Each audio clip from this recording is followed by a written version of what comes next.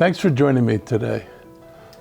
Today we're going to start on a little bit of disturbing news. We've seen another act of hate-based vandalism that occurred in the county. Hate speech was sprayed on the Bethesda Elementary School sign as well as elsewhere nearby.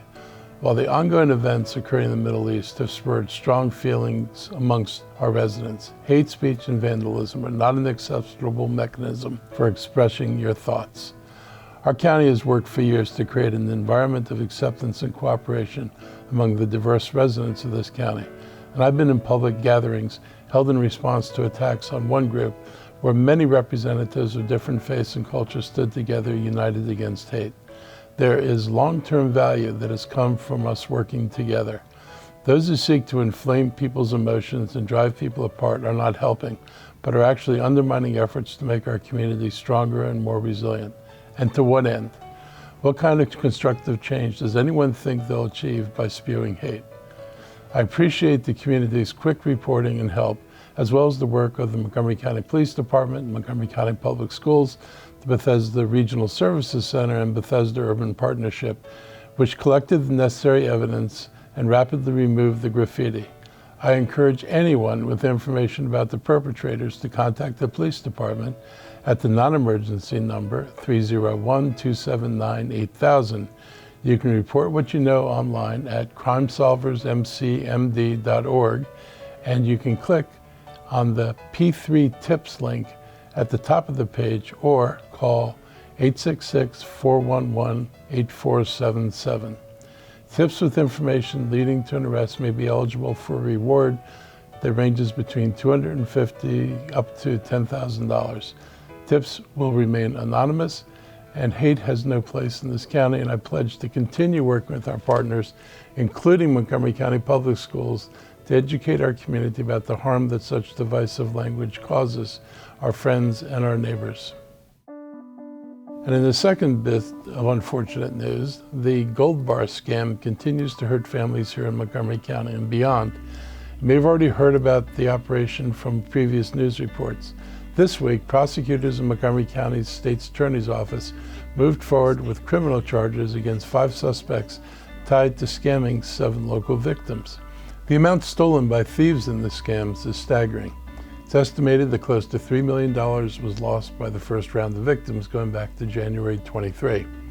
The losses are still being investigated, and it brings the number of victims closer to 20. Many victims have lost their life savings. In this scam, thieves pressure victims to convert money into gold by insisting they're representing the federal government or that their money is at risk of being stolen by cyber criminals. These, in fact, are the cyber criminals. The sad reality is that victims are on the phone with people who intend to steal the money. Authorities stress that to protect yourself from the gold bar scam and from other scams in general, do not answer phone calls if you don't recognize the number calling you. Do not click on pop-up ads that appear on your screen. And if somebody tells you the government's asking you to do this, don't believe them. These tactics are meant to scare you and force you to act quickly. Slow down, think about what you're being asked to do. Federal authorities said that the federal government will never ask you to make large withdrawals or odd transactions for things like gold, gift cards, or cryptocurrency. These scams target older adults who tend to hide their losses from their family members. Money lost in these schemes is very hard to recover because it is spent or laundered quickly by the thieves. Please spread the word about these threats and protect your loved ones from being ripped off by bringing up this threat and explaining to them how it works. There have been thousands of phone calls made by this organized crime effort, and more are sure to come. So last week, I joined County Council Vice President Kate Stewart, Councilman Will Jawando, Fire Chief Corey Smedley, and others to mark the start of the tenant fire safety law. And while the legislation is very important, the event was tinged with an air of sadness. The legislation was a result of an effort that began when Melanie Diaz died from smoke inhalation during a fire at the Arrive complex in Silver Spring last year. Since her death, Melanie's family fought at the state and local level to ensure that her death was not in vain. They have pressed lawmakers for long-range changes to make sure renters in older buildings have the same protections as renters in new ones. One thing that Mr. Diaz spoke about was the hesitancy to talk about unsafe living conditions he found when speaking with tenants. And he's found that in meeting with tenants around the county, they're afraid of being evicted for calling code enforcement to inspect their buildings and to require landlords to make necessary repairs. They're concerned about retaliation. This kind of action is a poster child for why the state needs to pass the just cause eviction law that would prevent retaliatory evictions. People should not be afraid to request repairs, and landlords should not be allowed to evict tenants who call the housing department for help. I know that Delegate Janelle Wilkins has been leading this effort for years to get the reform passed, and hopefully it'll pass this year. I especially want to thank Delegate Wilkins for her leadership on this. The bill I signed strengthens tenant protections and requires landlords to notify tenants of fire safety, insurance, and building maintenance issues. Ensuring all renters have this information up front when they are deciding on a place to live could help save lives. This is part of an ongoing work to improve housing conditions countywide. We've changed inspection protocols, and I applaud efforts in Annapolis to give us more authority to go after property owners who are not abiding by the law and giving tenants a safe place to live. Our next step is to work with our community partners to let everyone know that this law is now in place and that renters should be expecting information about a safety plan and other important information about a rental before committing to a lease. I want to thank Council Vice President Kate Stewart, who spearheaded the new law and advocated on behalf of the Diaz family and many tenants. I want to thank Cesar Diaz for taking the pain of losing his daughter and using it to enact change that can help other families in our area and across the state. Renter advocates played an important role in ensuring there was enough support on the local level to bring these changes forward, and I appreciate the expertise of the Montgomery County Fire and Rescue Service for helping identify the safety measures that are included in these new protections and for setting the framework for regular inspections that are included in the new law. Many Montgomery County residents are renters. In fact, almost 40% of county residents are renters now. They need to know that where they live is safe and that their safety is a priority. Melanie's father, as he put it, saw that the focus of this law is in saving lives, not in honoring his daughter. I appreciate that he says his fight is not over. I look forward to his continued advocacy on behalf of renters everywhere to protect lives and keep preventable emergencies from happening. So COVID is back. It's not like it ever went away. So you may have heard, COVID hospitalizations rose significantly in Montgomery County, meaning more people are getting sick and requiring care. There were even higher increases in cases on the West Coast, also in Europe. As of yesterday, there were 48 patients hospitalized with COVID-19 in Montgomery County.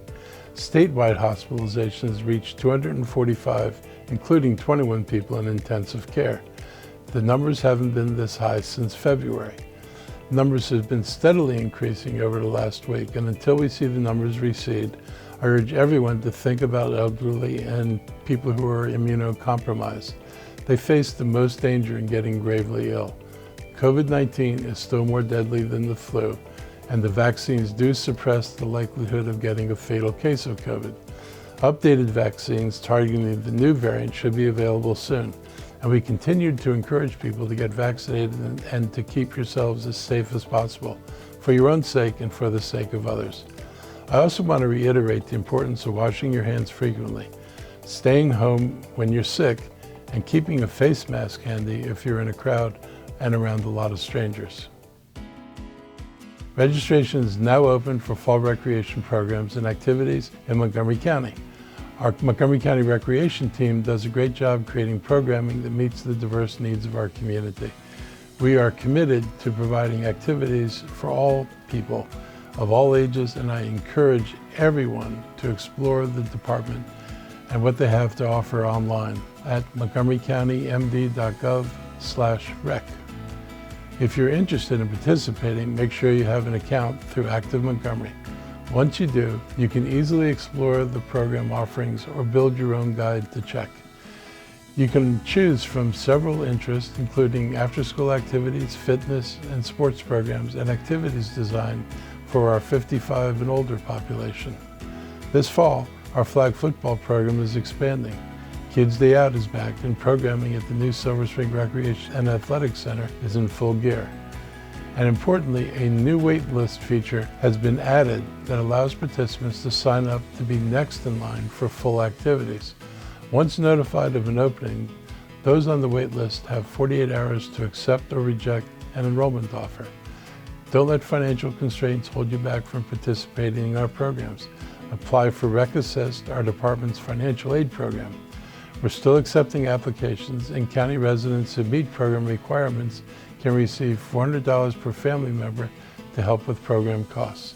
It's our way of ensuring that everyone can enjoy our fall recreation programs.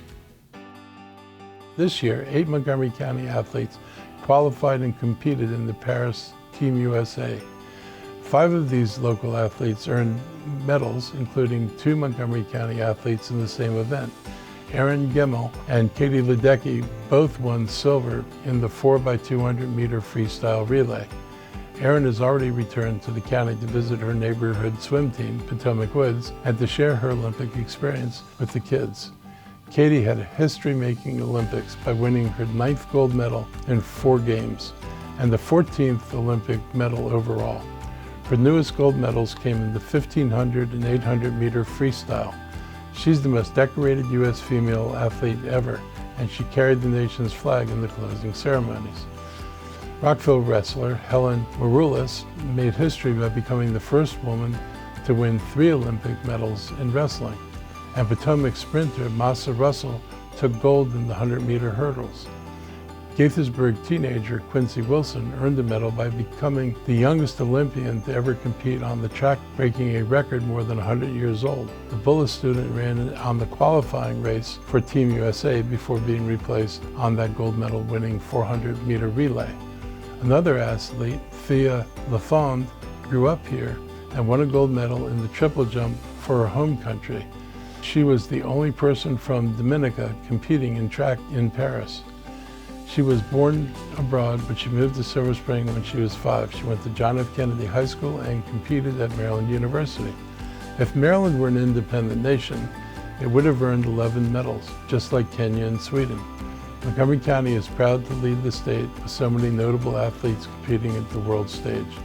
So if you have a dream of competing in the Olympics, go for it. People succeed sometimes. We have a wonderful source of talent and training opportunities within our county, so you should never count yourself out, and you may have some great experiences along the way on your journey. So that's a wrap for today. Hope you have a great week, and I'll be back again next week.